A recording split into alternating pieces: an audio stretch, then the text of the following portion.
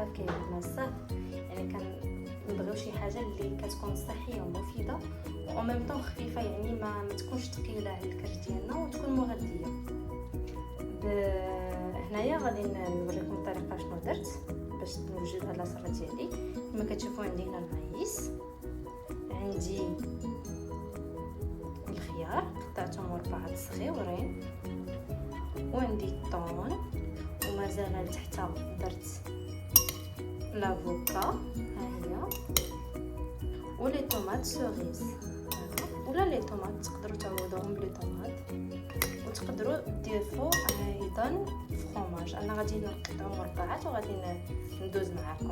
بالنسبه ليا انايا هنايا ضفت الفرomاج ديال البغي، كناخذو من كارفور، هذه لا مارك كارفور تقدروا تلقاوه بعدا تما، وكنقطعو دي بتي مورسو حتى هو كنخلطو مع لا سالاد ديالنا.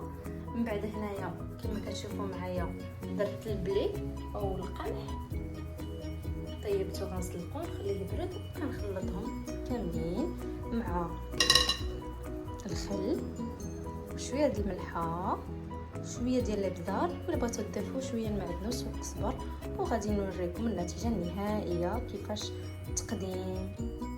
بعد هنايا البنات كما كتشوفوا معايا ضفت لو بلي ديالنا هنايا، او تقدروا تعوضوه بالارز، وهنايا عندنا